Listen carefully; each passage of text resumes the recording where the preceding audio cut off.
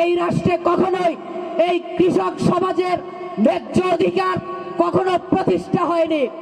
প্রিয় ভাইরা, আমরা দেখেছি 1947 থেকে 2024 পর্যন্ত যতগুলো আন্দোলন হয়েছে, যতগুলো গণঅভ্যুত্থান হয়েছে, প্রত্যেকটা আন্দোলনে রক্ত দিয়েছে, জীবন দিয়েছে কৃষকরা, তাদের সন্তানরা।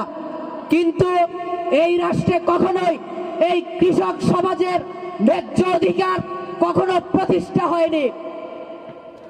প্রিয় ভাইয়েরা, আমরা দেখেছি যখন নাহিদ ভাই এই সমাবেশটি করার উদ্যোগ নিয়েছে, তখন সরকারের নানা মহল থেকে সরকারের বিভিন্ন সুবিধাভোগীরা এই রাষ্ট্রটিকে যারা দীর্ঘদিন ধরে লুটপাট করে খেয়েছে, তারা এই প্রোগ্রামটিকে বানচাল করার নানা অপচেষ্টা করেছে। ভাইয়েরা আমার, আপনারা জানেন এখানে আমাদের একজন নেতা আছে দিদারুল ভূঁইয়া, রাষ্ট্র সংস্কার আন্দোলনের।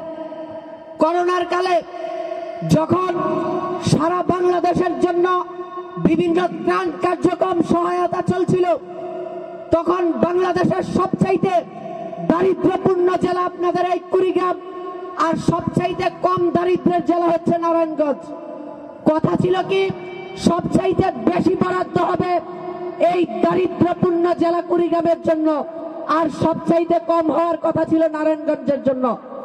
অথচ কি হয়েছে, ওই নারায়ণগঞ্জ মাফিয়া, যেই শেখ হাসিনার দোসর শামীম ওসমানের এলাকা বলে, সেইখানে হয়েছে সবচাইতে বেশি, আর আপনাদের জন্য হয়েছে সবচেয়ে কম। যখন আমাদের দিদারুল ভাইয়া এই কথাগুলো বললেন, তাকে রাতের আধারে গুম করে রাখা হয়েছিল, তাকে নির্যাতন করা হয়েছিল, তাকে গুম হতে হয়েছে, কারাবরণ করতে হয়েছে। কিন্তু ভাইরা আমার, আমরা আপনাদের জন্য গুম হয়েছি, গুলি খেয়েছি, কারাবরণ করেছি। আমাদের নাহিদ হাসান নলেজকে আপনারা দেখেছেন এই প্রোগ্রামটিকে কিভাবে বানচাল করা হয়েছে, তার বিরুদ্ধে কি ধরনের প্রপাগান্ডা চালানো হয়েছে। কিন্তু আমরা আপনাদেরকে ছেড়ে যাইনি, রাষ্ট্র সংস্কার আন্দোলন আপনাদের সাথে আছে।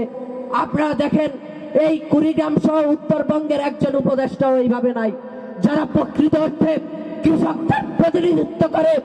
এমন উপদেষ্টা ছাড়া যেই উপদেষ্টা পরিষদ বানানো হয়েছে, এটা কখনোই প্রকৃত অর্থে বাংলাদেশের জনগণের প্রতিনিধিত্ব করে না। ভাইরা আমার, আপনারা দেখেছেন যে আবু সাঈদ বকশি দিয়ে গুলি খাওয়ার পর থেকে বাংলাদেশের গণঅভ্যুত্থানের রূপ নিয়েছে এই আন্দোলন।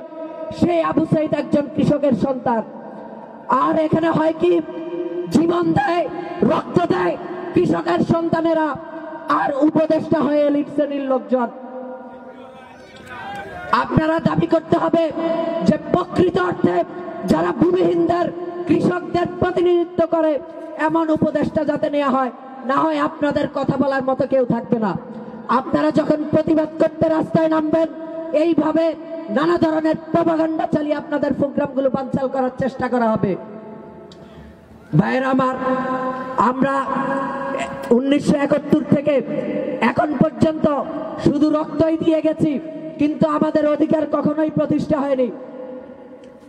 আমরা দেখেছি যে প্রতিবারই রক্ত দেওয়ার পরে একদল ক্ষমতায় আসে, এসে আবার আগের তরিকায় লুটপাট করে। কিন্তু আমরা এই 24-এর গণঅভ্যুত্থানের পরে স্পষ্ট ভাষায় বলতে চাই, আমরা আর কাউকে বিশ্বাস করি না।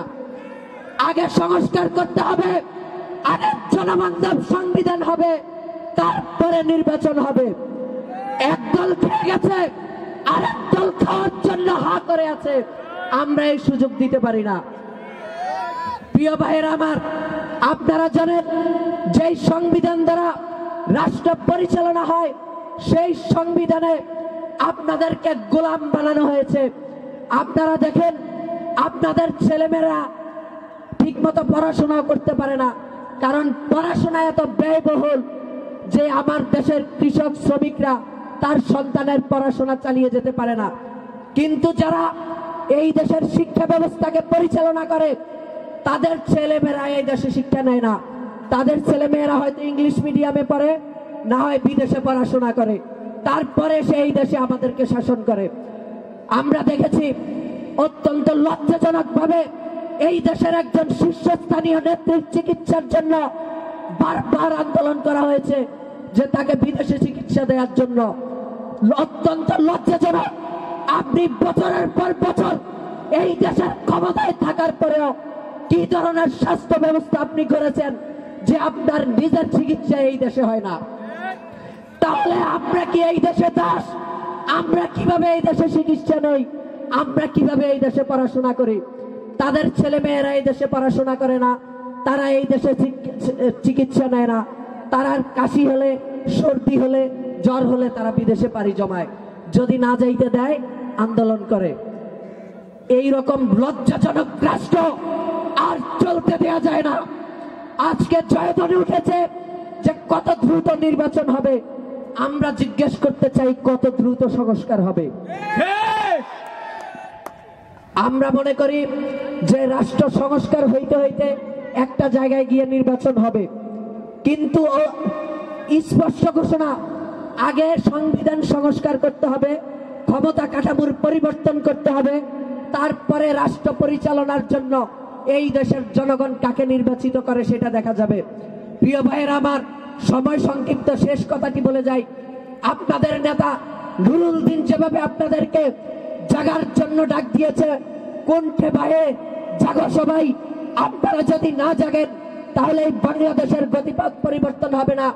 আপনাদের ছেলে আবু সাইদ যখন বুক চিতিয়ে দাঁড়িয়েছিল, স্বৈরাচার শেখ হাসিনার মসনদ কেঁপে উঠেছে, স্বৈরাচার হাসিনা পালিয়ে যেতে বাধ্য হয়েছে।